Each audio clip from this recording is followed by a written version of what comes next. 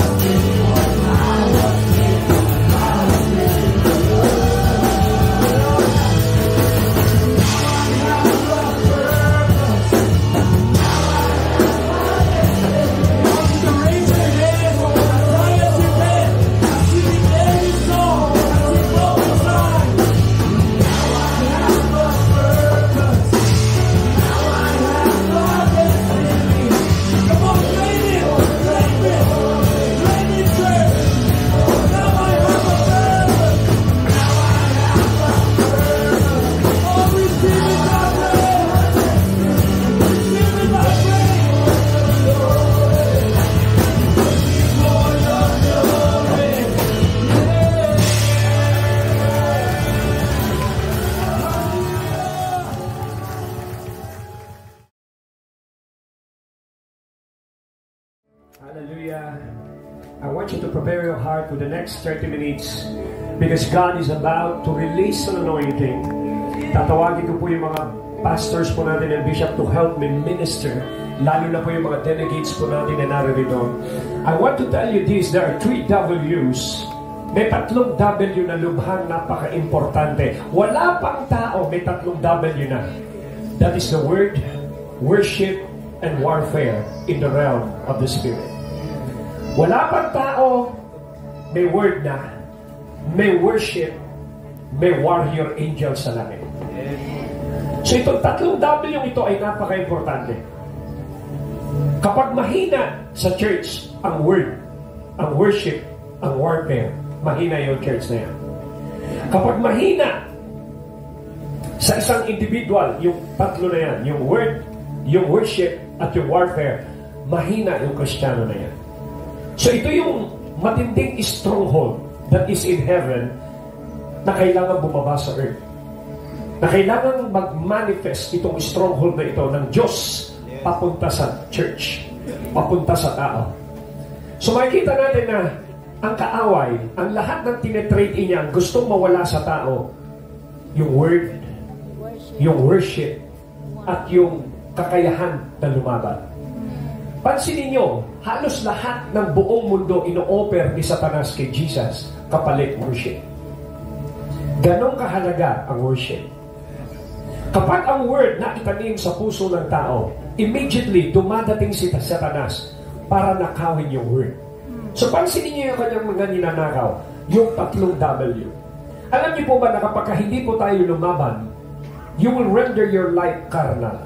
Kapag hindi ka tumayo sa laban, hindi ka magiging spiritual.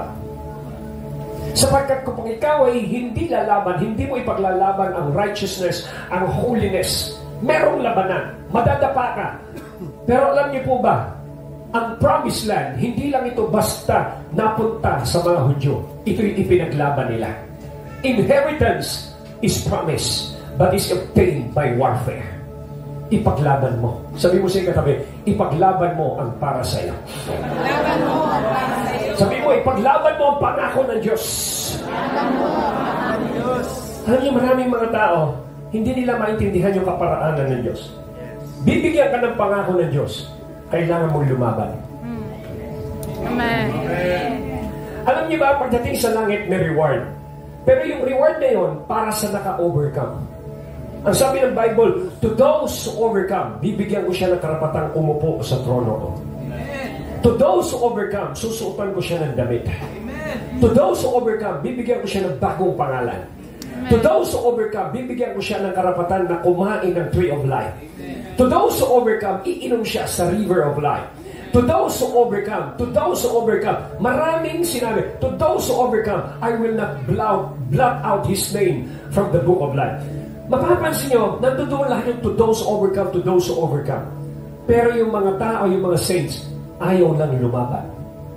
Sabi mo sa yung katabi, kailangan mong lumaban. Now, ganito ko kayo. 2,000 years ago, sabi ni Jesus Christ, doon sa cross, ano sinabi niya? It is finished. Ano yung ibig sabihin ng it is finished? Tinalo na ng Panginoon yung kalaban natin noon. Pero buhay pa siya ngayon eh. Nandito pa siya. Bakit hindi siya wipe out totally? Para gawin natin punching bag. Hallelujah. Hindi ka lumalaban ngayon dahil gusto mong manalo. Lumalaban ka dahil nanalo ka na. Amen. Yan, sabihin mo sa iyong katabi, huwag ka nga atras. Laban lang.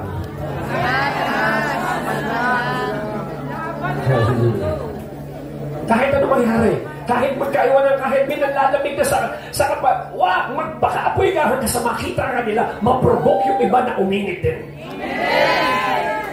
Hallelujah. Huwag kang magpapahawa doon sa mga umaayaw. Hallelujah. Magkapaghawahan tayo ng apoy. Amen? Kanina, we discussed warfare in a personal level. God moved mightily.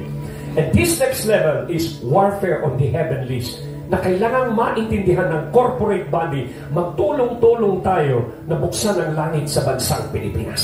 Amen. Sa pamagitan ng alin, our intercession, our worship, yung trabaho natin sa ating pong Panginoon. Alam natin kung paano magpangsyon ng labanan.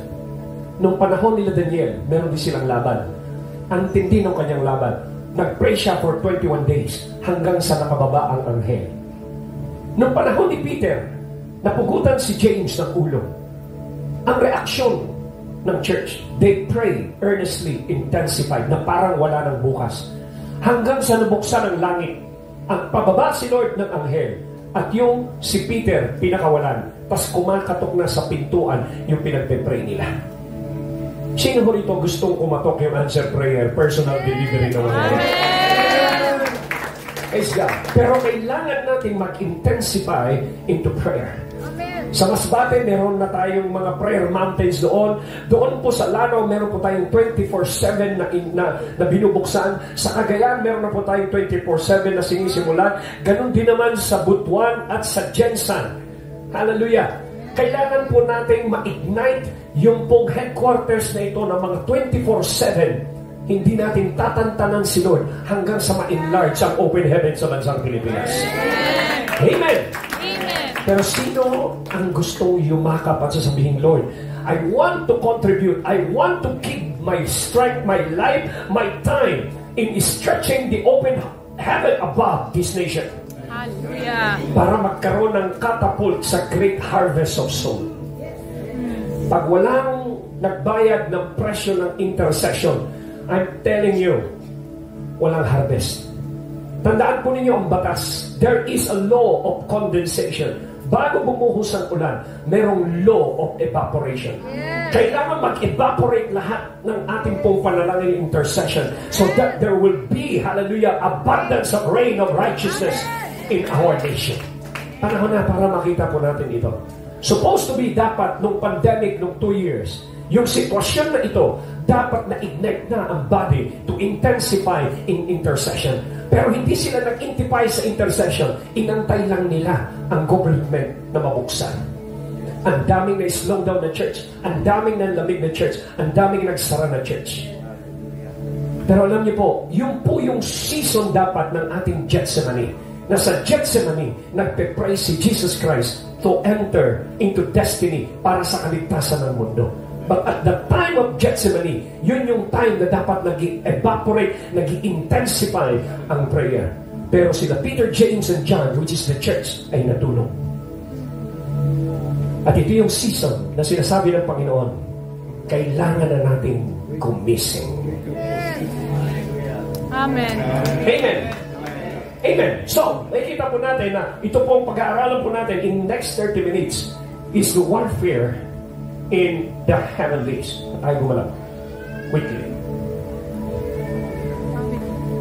Ayan. Okay. Ephesians chapter 2. In which one time you walk habitually, you are following the course and the fashion of this world, and were under the sway and the tendency of this present age. Following, look at this, following the prince of the power of the air. You were obedient to and under control of demon spirit that still constantly work in the sons of disobedience. The careless, the rebellious, the unbelieving who go against the purposes of God. Napansin po ninyo itong word na sinabi ni Paul. Ini-expose ni Paul na yung pong mga tao, lifestyle ng mga tao is influenced by the power of the air. Para po tayong paper puppet na merong string na nagpapagalaw sa atin. For example, pag sinabi mong ermita, ano ang stronghold? Prostitution. Na kinokontrol yung lugar na yon ng prostitution. Correct? Pag sinabi mong angeles, anong maalala mo? Ganun din. Correct? Tama? Pag sinabi mong antipolo, idolatry. Naintindihan po ninyo? So, merong mga dominant strongholds sa isang lugar na nagkumokontrol sa lifestyle ng tao. Di ba kayo nagtataka what kind of mystic power pagdating ng month of May, ng mahal na araw, nagsasara ang ortigas, sinasara ang kalye, naglalakad ang mga tao. Kahit yung mga bata na yan, na young generation, naglalakad sila, pero hindi nila alam why. As if there is a spiritual magnet going here sa Antipolo. What is the power behind that? That is the power of the air. Kapag hindi natin alam paano i-deal yun, hindi natin makukuha yung harvest na yun. Kahit mag-evangelize ka na mag-evangelize sa kanila, hindi kanila pakikinggan. Hindi mo sila mawiwin sa physical, kailangan mo silang ipanalo sa realm ng spirit. Amen. Alam niyo po ba, ang eagle, kapag ka nag-mate sila sa lower altitude, yung magiging anak nila, mahina. Pero kapag nag-mate ang eagle above the clouds, yung kanilang anak, hindi basta-bastang namamatay. Alam niyo po ba nung panahon nila Charles Finney, ipinagpapasting nila yung kanilang mga crusades at ipinaglalaban yung mga kaluluwa na iwiwin nila. Ngayon, hindi na ho ganon ang ginagawa ng mga tao. Winiwin nila yung tao sa pamamagitan ng lugaw. Kaya ganun kahina yung spiritual life. Ipinaglihi sa lugaw, hindi sa intercession. Pinaglihi saan? Sa film showing. Pinaglihi saan? Sa mga pagkain. Pinaglihi saan? Sa mga sardinas ng mga Koreano. Huwag kayong magagalit sa akin, yun lang ang observation ko. Pero hindi lumalim at ipinaglihi sa intercession.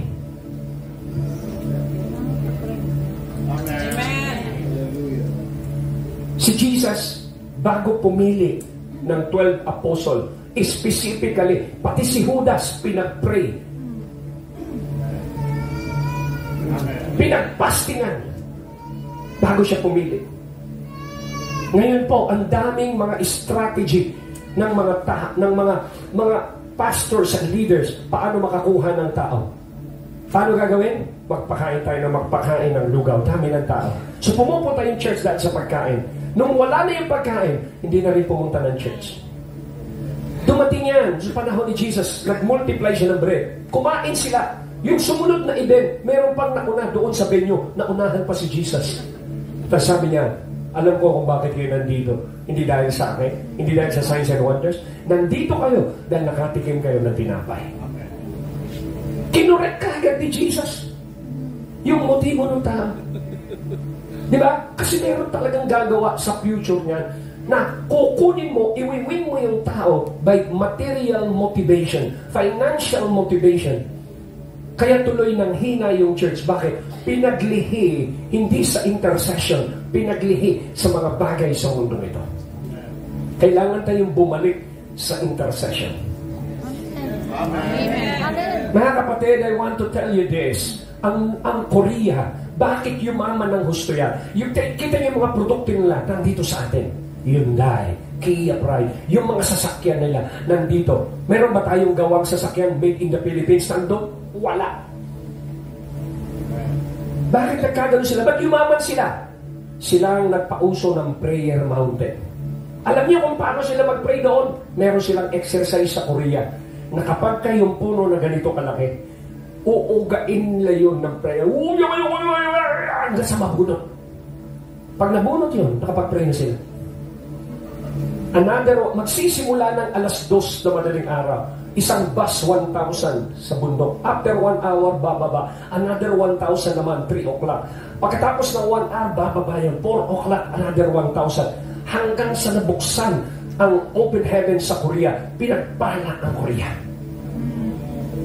Binayaran nila. Pati presidente nila umaating kay Polyong Gicho. Sila ang may pinakamalaking mission fund sapagkat kinakaltas nila sa gobyerno ang kanilang tithes and offering, iniipon nila. Kaya naman dahil napakalaki ng kanilang mission fund, pati US humihingi ng fund doon sa mission fund sa Korea. Kaya nung makita ito ng mga wicked na businessman ng mga Koreano, kumuha rin sila at ginawang business ang fund na yon. Kaya nauso ang Koreano dito sa Pilipinas. Sa dami ng mission fund. Kakalungkot. Hindi naman lahat ng Koreano, I'm not saying lahat ng Koreano, meron din namang matino. Pero hindi lahat. Amen. Ano ang sure, mga kapatid? Ipaglaban natin sa realm of the Spirit. Amen. Merong tunay na laban sa realm ng Spirit. The power of the air. You were obedient and under the control of demon spirit. Kaya si Jesus Christ, noong panahon niya, anong sinabi niya doon sa kanyang sinasyahan? Ang tatay niyo hindi si Abraham. The devil is your father. Sapagkat ang diablo ang inyong sinusunod. Ibig sabihin, kontrolado sila ng kaaway. So if we don't understand these things, na meron palang dapat na labanan sa realm ng Spirit through intercession and prayer and warfare, hindi tayo makakaani ng quality na harvest ng soul. Pag sinabi kong quality, hindi siya basta-bastang nagbabackslide. Sapagkat ipinaglihi siya sa intercession. Nung panahon ng 70s, 80s, ang tindi ng worship, ang tindi ng prayer, pansinin nyo, lumobo ang harvest during that. Lumaki ang mga churches. Pero ngayon, hallelujah, parang humina. Ang nauso, mga title naman. Umusbong ang mga bishop. Nag-increase ang mga titles. PhD, MD, DD. Puro DD, MD, PhD. Ano ibig sabihin ng DD? Dating demonyo. Devil na devil. Devil na devil. Ano yung MD? Malademonyo. Ano yung PhD? Pinuno ng mga demonyo. Hallelujah. Listen, joke lang ito, pero I'm telling you, ang kalaban ni Jesus Christ nung panakapanahunan, hindi normal na mga tao o mga unbeliever. Ang kalaban niya, nag-mastermind ng kanyang kamatayan, ay mga Pariseo, mga chief priests and Sanhedrin and Pharisee. Hello? Hindi ba po pwedeng mangyari uli yun sa panahon natin? Mangyayari yun, kaya nga dumami bishop eh.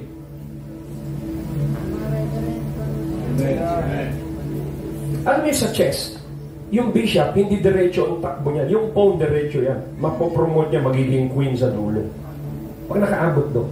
Yung bishop, ang takbo sa chess, puro tagilid.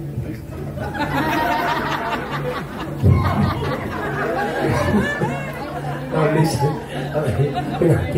Pinapatawa ko lang ngayon. Now, what I'm saying is this. What is the use of title if you are not functional in the Spirit? We are more to be functional in the Spirit para makapag-produce ng resulta ang ating function. We function as an intercessor, as a worshiper. That's why God is looking for a worshiper. He's not looking for pastor or leaders or apostle. He's looking for worshipers! Malaking impluensya ang mangyayari kapag tayo po ay nag-penetrate sa worship and intercession. Kaya makikita po natin dito, bakit merong controlling power and power of the air. So, pansinin niyo sa 2 Corinthians 4. Ano sinabi niya? Verse 4, the God of this world has blinded the unbelievers' mind that they should not discern the truth, preventing them from seeing the illuminating light of the gospel of the glory of Christ, the Messiah, who is the image and the likeness of God. Bakit hindi nakikinig yung mga tao sa preaching natin? Sapagkat binulag ng kaaway ang kanilang mind. So, ano dapat natin gawin bago tayo mag-preach? Baklasin natin sa prayer yung inilagay na blanket sa kanilang mind. Ilalaban muna natin yan sa prayer. Meaning to say, pagpapastingan natin yan ng 1 linggo, 2 linggo, bago ka mag-execute ng crusade. Kasi yung iba, may budget lang na 200,000. Anong gagawin natin dito? Ang ginawa, bili tayo ng pandesal. Gabi-gabing pandesal, libreng pandesal, habang kumakain sila, nagpipreach. Pero hindi binayaran sa prayer. Wala rin kwenta.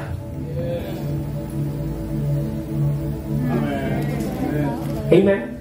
So, makikita natin sa Ephesians 6:12, sabi niya, we do not wrestle against flesh and blood, but against principalities, arkas, against powers, against rulers, okay, authorities, a spiritual host of wickedness in where? Heavenly places. Ano gagawin mo? Lalaban ka ba? Alam niyo kung gaano kalaki ang principalities? Arkas? Alam niyo kung gaano kalaki yan? Nagpakita minsan yan sa amin. Yung principalities, ang size niyan is 20-footer na anghel. Kung just imagine 20-footer, mas malaki pa rito sa second. Halos ganito kasi laki ng 20-footer. Yung katawan ko, braso na 20-footer. So, hindi ka po pwedeng lumaban directly dyan sa mga yan. Hindi mo po pwedeng labanan sila head-on. May rules of engagement. Ang kalaban nila, anghel din. So, paano mo lalabanan sila? Lalabanan mo sila sa prayer. Habang nagpe-pray sila, na-activate ang mga anghel ng Diyos. Ulitin ko, the moment you pray, angels of God are activated. Amen. Naalala niyo nag-pray yung mga churches sa Book of Acts? Nagpababa sila ng anghel. So makikita po natin, katulong natin yung mga anghel upang i-wipe out at i-stretch ang open heaven above us for ministry function. Kailangan muna ng dislodging ng mga barricade ng kaaway sa air so that we can open the heaven above us for ministry function. So nauuna ang intercession, nauuna ang prayer bago yung evangelization. Pag naunang evangelization, walang prayer, mapapagod ka lang, salita ka ng salita, yung mga tao, linyalakaran ka lang, wala kang makuha. Pagka ganon, tigil mo na pagpipreach mo. Bakit? Walang kwenta yon. Amen. Alam niya ng panahon ni Wigglesworth. Ang tindi ng panahon ni Wigglesworth. In-interview siya. Sabi niya, "Brother, gaano kayo katagal mag-pray? 1 oras ba? 2 oras ba?" Kasi ang tinding bumuhay ng patay. Correct? Alam niyo sinagot niya? Ito ang sagot niya. Hindi ako nagpe-pray ng 1 hour. Hindi ako nagpe-pray ng 2 hours. Alam mo sagot ni Wigglesworth? I pray every 5 minutes. Ha? Ibig sabihin nun, magpe-pray siya ngayon. Shakatalabaraka na nagpe-pray siya. Nagko-commune siya kay Lord. After 5 minutes, magpe-pray na naman siya. Ganon siya mag-pray. Wala siya sa prayer room. Nasa ba siya? Lifestyle yung prayer. Kahit anong ginagawa niya. Every 5 minutes, nagpe-pray siya. Hanggang sa itong style niya, araw-araw ganun. Punong-puno siya. Kaya ang tindi ng kanyang faith. Pati yung asawa niya, binuhay niya. Siya mismo bumuhay sa asawa. Namatay yung asawa niya. Nung namatay, kinuha niya. Jesus name, mabuhay ka! Bagsak yung asawa. Kinuha na naman niya. In Jesus name, mabuhay ka! Bagsak ulit yung katawan. Kinuha ulit. In Jesus name, mabuhay ka! Yung pangatlo nakatayo. Gumising yung asawa niya. Pinagalitan siya. Ba't ako binuhay? Nandun na ako eh!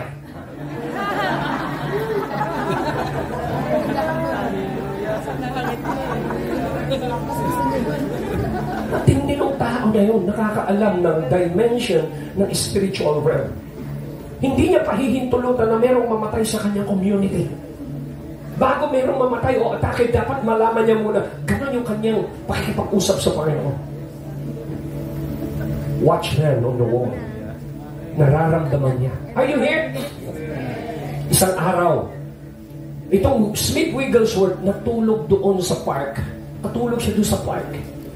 Mamaya-maya, anong mangyari? Nagkumpulan na yung mga tao sa kanya. Siguro meron ng mga 50, 100 na nagkukumpulan, nag-aantay sa kanyang gumising. Nagulat siya pag-gising niya. Oh, bakit kayo nandito?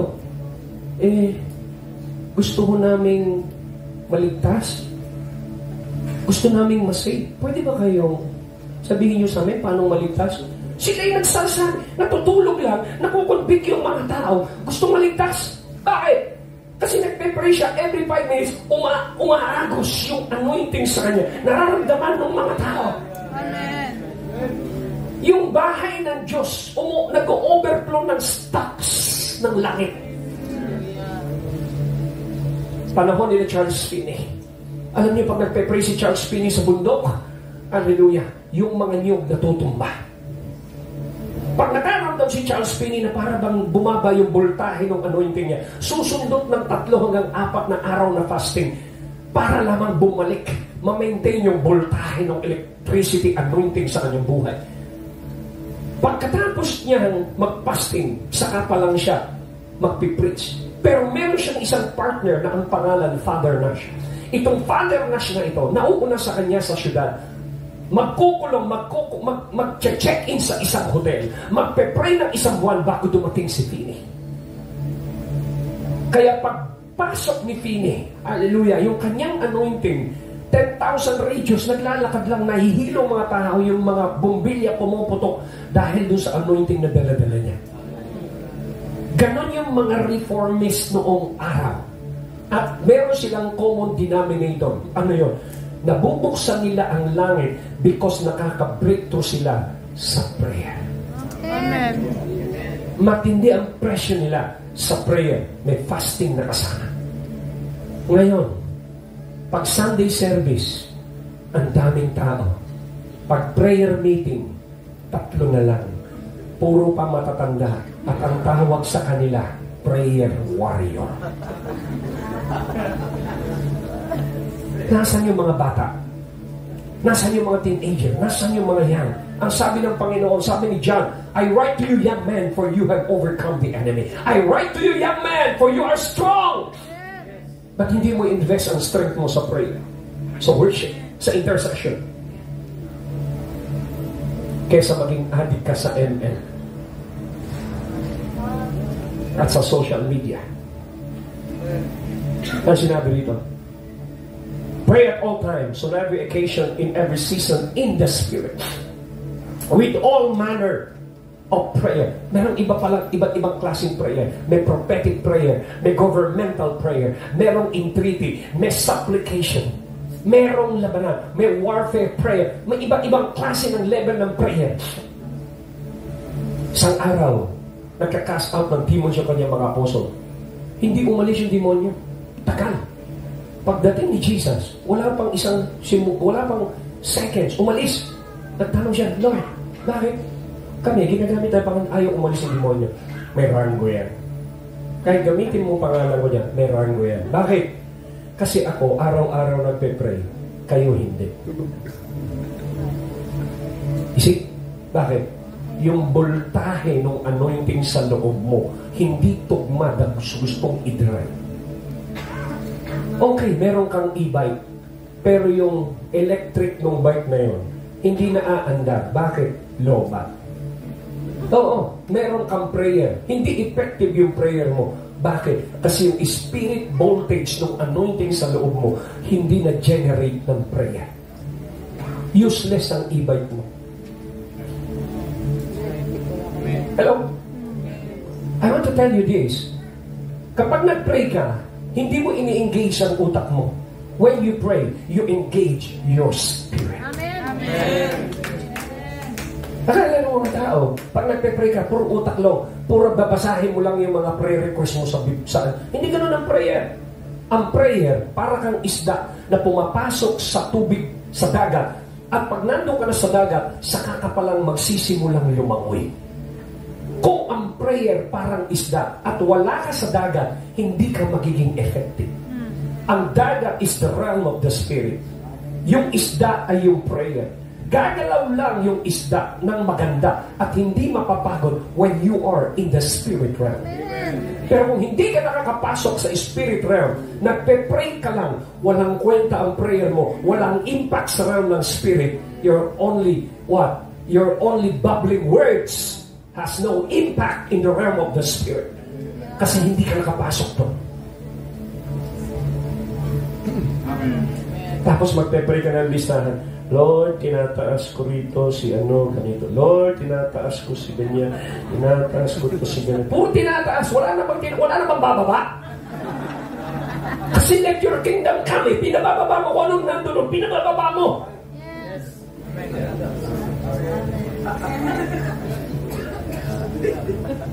Hello? Yun ang dahilan kung bakit kailangan mo, sabi niya, keep alert. Bakit sinabing keep alert? Ibig sabihin, maging prophetic ka. Sense mo kung ano mangyayari. Magiging alerto ka lang sa mga mangyayari pa lang. Pero kapag nangyari na, hindi na uso yung alert. That's why a watchman on the wall is highly prophetic in nature. A watchman on the wall in the spirit realm, nakikita yung parating. Ini-engage niya si Lord. Lord, huwag mangyari yun sa panahon dito. Lord, huwag mangyari yun. Ganun ang ginawa ni Abraham sa intercession sa Sodom and Gomorrah. Lord, pag may 50, gagawin mo ba yun? Hindi mo gagawin. Pag may 40, gagawin mo ba yun? He's engaging. Huwag mangyari yung future disaster. So, ang intercessor is a good negotiator. Kinukumbins niya ang Diyos sa isang bagay na huwag mangyari ang curse na yun sa isang bayan sapagkat nakikita niya, nararamdaman niya ang gagawin ng Diyos. That's an intercessor. So, si Daniel, nag-pray si Daniel, sabi ni Daniel, dumating yung anghel Then he said to me, do not fear, Daniel. From the very first day that you set your heart to understand and to humble yourself in prayer to your God, your prayer, your words were heard. The very first day na ikaw ay mag-engage into prayer, narinig na kagad ng Diyos ang iyong panalangin. Amen. At dahil narinig niya, nag-dispatch siya ng anghel. Para ano? Tuparin at i-deliver ang answer sa iyong prayer. Pero along the way, merong nangyari. I had come because of your words, because of your prayer. Nandito ako, Daniel. Pero alam mo ba, Daniel, itong prince of the kingdom of Persia, anong prince? Hindi po yan tao. Yan po ay arkas. Yan po ay principality na nandoon sa itaas, sa Persia. Ang ngayon ay modern Iran. The Persia withstood me 21 days. Naglaban sila doon sa realm of the Spirit for 21 days habang nagpe-pray si Daniel sa baba. So ibig sabihin, hindi tumitigil yung kanyang anghel kalalaban kasi hindi tumitigil si Daniel kape-pray sa baba. Habang active sa prayer si Daniel, active din yung anghel na nakikipaglaban sa realm of Spirit. Hallelujah. Intindihan nyo? Hindi tumigil si Daniel sa prayer hanggang sa na-reinforce yung unang anghel. Pinadala si Michael. One of the chief princes came to help me, for I had been left alone there with the kings of Persia. Now I have come to you to make you understand what will happen to your people in the latter days, for the vision refers to many days yet to come. Nung na-reinforce itong unang anghel ni Michael, naka-breakthrough yung unang anghel, nakarating kay Daniel. Ganun po ang prayer. Hindi ka tumitigil hanggat hindi dumarating yung anghel. Hindi tumigil sa prayer ng church hanggat hindi kumakatok si Peter. Kasi tayo minsan, pag nag-pray, hindi nakita yung answer prayer for 1 week. Kalimutan mo yan, hindi kalooban ng Panginoon yan. Talagang gumib up. Di ba? Minsan ganun yung attitude natin. Sila hindi basta-basta gumigib up, umabot ng 21 days. Hallelujah. Ipinaglalaban natin. Mga kapatid, sino na naniniwala na mas malakas ang Panginoon kaysa sa lahat ng stronghold sa bawat syudad? Alam niyo, makinig ko kayo. Si Pastora Pauline, hallelujah, nakakita. Sabi niya, nakita niya yung octopus dito sa Antipolo, sa realm ng Spirit, nang hihina na. Mga kapatid, ngayong gabi, tuhugin na natin in the name of Jesus. Pabagsakin na sa pangalan ni Jesus. I-intensify natin ang prayer. Sino ang yayakap ng 24/7? Amen. Makinig ko ngayon, kung ang prayer ay pinagagala, kung prayer lang ang nakapagpapagalaw sa kamay ng Panginoon, makinig kayo, kung prayer lang ang nakapagpapagalaw sa kamay ng Panginoon, bakit tuwing prayer meeting mo lang pinagagalaw ang kamay ng Lord? Ba't hindi natin pagalawin every hour, every second, every minute? Gumawa tayo ng strategy. Bayaran natin ang presyo. Are you here? Alam niyo po ba kung gaano katindi ang prayer? Maraming tinuro si Lord about prayer. Sa Matthew, Mark, Luke, and John. At nakita ng mga apostol ang ugat ng signs and wonders niya. Kaya ang sabi niya ng mga apostol, Lord, teach us how to pray. Siya'y namatay at nabuhay na mag-uli. Ang present ministry ni Lord at the right hand of the Father is He is making intercession for the saints. Prayer pa rin. Hello? So, ano nangyari? Makikita natin, sabi niya, do you know why I have come to you? Now, I must return to fight with the prince of Persia. When I have gone forth, indeed, the prince of Greece will come. Napansinin ninyo, nagkakaroon ng reinforcement yung mga principality sa air. May tulungan, no? Nagtutulungan. Yun daw, Arkas, na nandoon sa Greece, tutulong sa prince of Persia. Sila may tulungan, tayo nag-aaway. Kaya yung stature ni Jesus Christ sa realm of the Spirit sa isang teritoryo, mahina. Bakit? Because we were divided. Alam nyo, hindi mo mapapatay ang robot sa taas hanggat hindi nagbo-bolt in si Voltes 5. Diba? Pag nag-bolt in yun, saka palang lalabas yung laser sword. Saka palang papatay yung stronghold mo. Malakas na sila. Ano naman ngayon? Buti pa yung mga Hapones, alam i-describe yung victory. Magkakaroon lang sila ng victory pag nag-unite yung fight.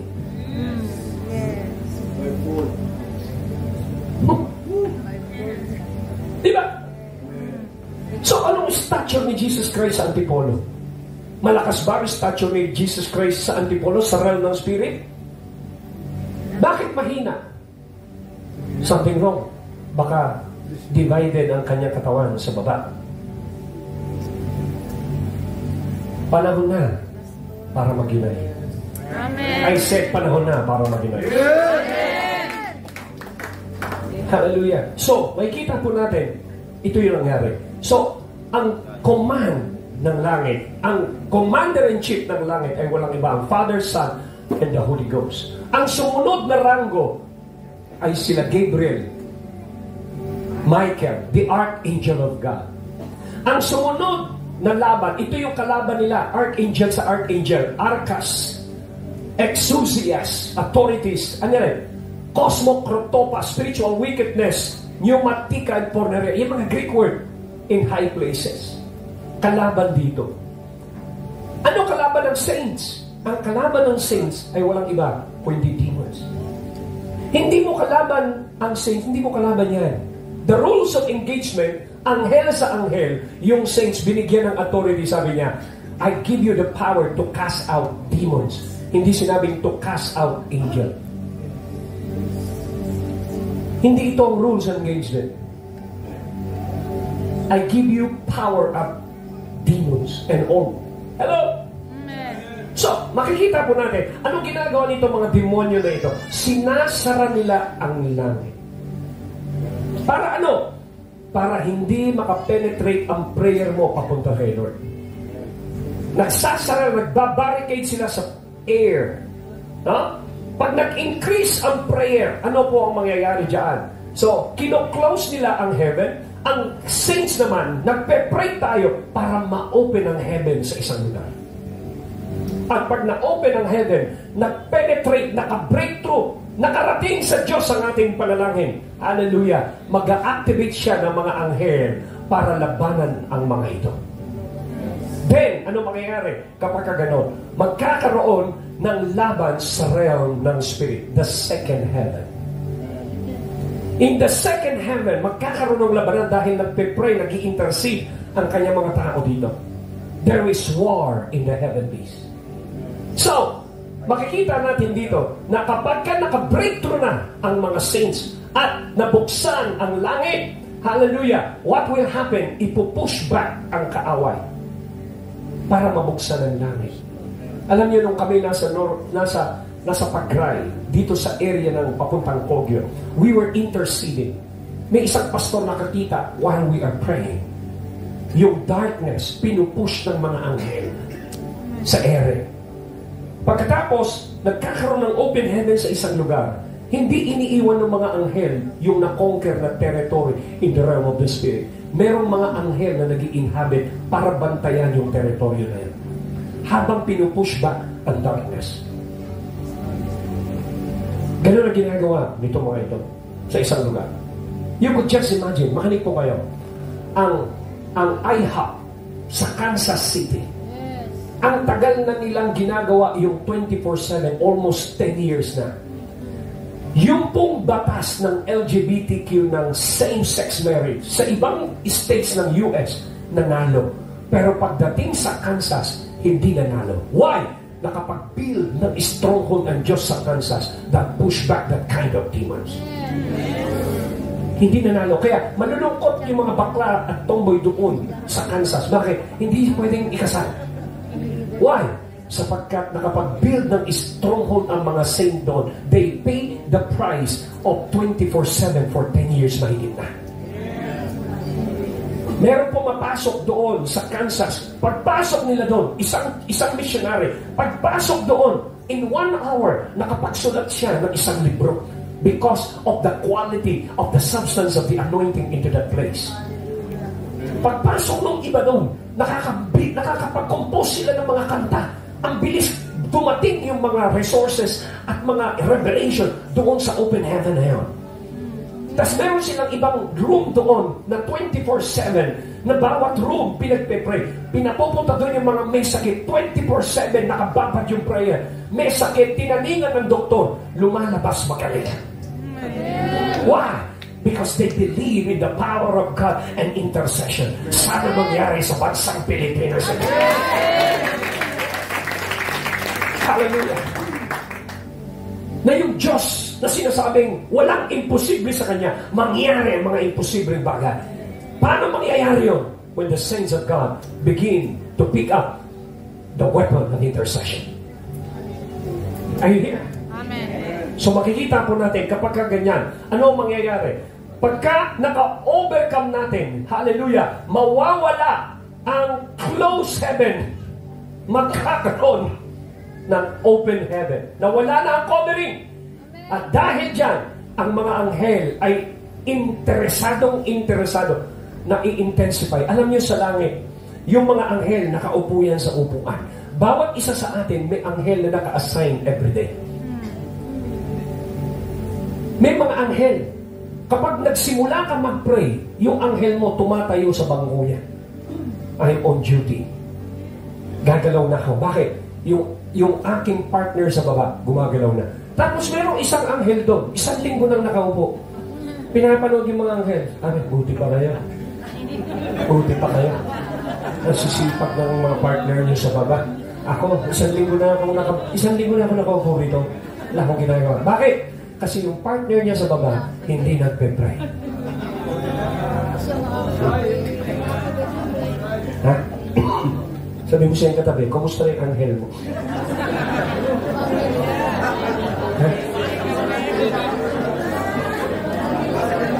Kasi pag hindi na naintindihan ito, nakapartner natin ang anghel ng Diyos sa trabaho ng kingdom. I want to tell you this, there will be an increase of the activity of angels in the last days. But they are only active. Ma-activate lang sila kapag lagi tayo naka-online sa prayer. That's why the Bible said, pray without ceasing. So makikita po natin, once na ito i-open yung heaven, hallelujah, the third heaven. Anong mangyayari kapag may open heaven? Hallelujah, bababa ang stairway ng Diyos. Amen. Katulad nung stairway na bumaba doon kay Jacob. Nagdugtong ang langit at lupa. At lahat ng resources dito sa kingdom, bababa rito. Alam niyo, mayroong isang tao na matay. Pagpunta niya sa langit, ang daming pinto. Alam niyo? Pero yung mga pinto na yun, binuksan niya isa-isa. Sinubukan niya buksan yung isa. Nagulat siya doon sa binuksan niyang pinto. Nakita niya nakalutang ang daming mata. Puro mata. Takot siya. Yung pinto, pangalawang pinto, binuksan niya. Nakita naman niya, puro kamay. Sinarihan niya uli. Hanggang sa nakita niya ang daming pintuan. Puro spare parts ng katawan ng tao. Tinanong niya ang anghel, bakit may mga ganyan dito? Ano yan? Sabi niya, yan yung mga spare parts ng mga healing na mangyayari sa lupa. Kapag nag-crusade yung aking mga anak, lahat ng yan pabababain doon at magiging miracle yan sa baba.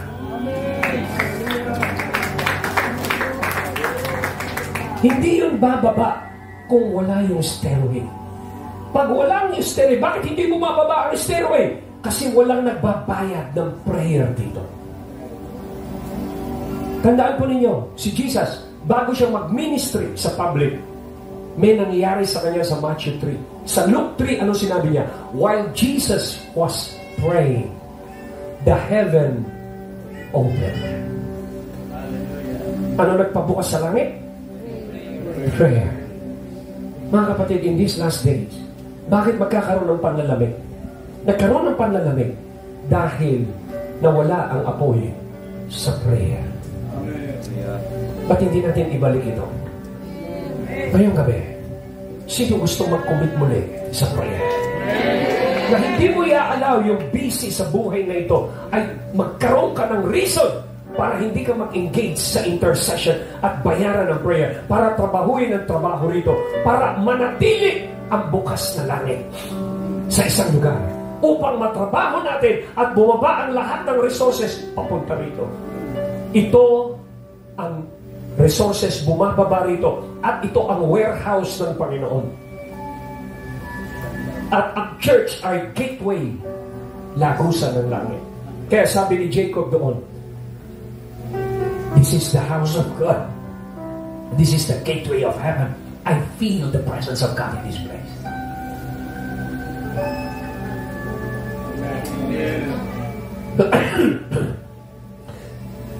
Kapag ganyan po ang nangyari sa isang region, for example, Antipolo, ang dami nating activities, dami nating association, ang dami nating grupo, pero walang nadideposito rito. Wala rin kwenta dami natin. Kasi hindi tayo nagpapangsyon ng tama. Puro tayo politika. May mangyayari ba? Na open heaven? Kapag nakatikit mo si Mayor? May mangyayari bang open heaven? Kapag sinusweldo kong ka ni Mayor? Meron ba? Meron? Now, I'm not saying, makinig kayo, I'm not saying in support doon sa mga yun. I'm not saying that.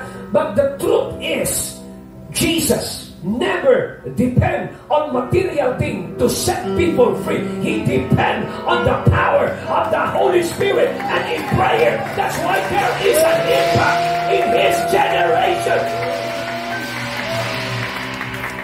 Mga kapatid, hindi ko sinasabing hindi natin kailangan ng pera. We need money. But don't allow the money becomes the dictating factor of the move of God. Money is not God. Money is not power. The Holy Spirit is power. Kailangan maging tama. The moment nagkaroon ng open heaven sa isang lugar, anong magiging epekto nito? Kahit sa pamilya na lang natin. Kung aalagaan natin ang altar ng prayer sa ating pamilya, we attract the favor of God in our family. In individual level, kung inalagaan mo ang prayer sa iyong sarili, you attract the favor of God on an individual level. Meron kang open heaven individually. Meron kang open heaven sa family. Meron kang open heaven sa church. Meron kang open heaven sa region. Meron kang open heaven sa city. Meron kang open heaven sa province. Because you pay the price. The body of Christ is awakened to the weapon of intercession. Hallelujah. Sino magsasabi, Lord, i-enlist mo ko as a soldier of the kingdom. I-enlist mo ako. Give me a heart of intercession and prayer to open the heaven above us for ministry functions. I want to harvest a quality soul na hindi basta-basta nagbabaslay na nalalamig. It's in prayer. Ano mangyayari in an open heaven? Look at this. Under the open heaven in a certain region, anong pwede mong expect? You will expect what? Revival. Magsisimulang mabuhay ang church. Magsisimulang mabuhay ang local church. Magsisimulang mabuhay ang mga leader. Why? Somebody is praying. Somebody is praying. Ano mangyayari? There will be a conducive for evangelism. Magtataka, bakit ang daling makonvict ng mga tao? Bakit ang daling mag-repent ng mga tao? Why? Because there is an open heaven in that area. Ano pa magkakaroon? Magkakaroon ng supernatural signs and wonders. Bakit nagkakaroon ng gano'n? Because the heaven was open. Sabi mo mo sa katabi, it's time to be functional in an open heaven. Hanggang sa magkakaroon ng kakaiba sa church, yung revelation flow, dumadaloy ang kapahayagan ng Diyos, ang tinig ng Diyos sa iglesia. And ito po mangyayari. I believe something is happening right now. I feel in the Spirit, there is a fresh stirring of the Holy Spirit inside of you. There is an anointing that is about to be released even now. Everybody lift your hands to Him. Everybody, pray. Oh, Shakatorama. Oh,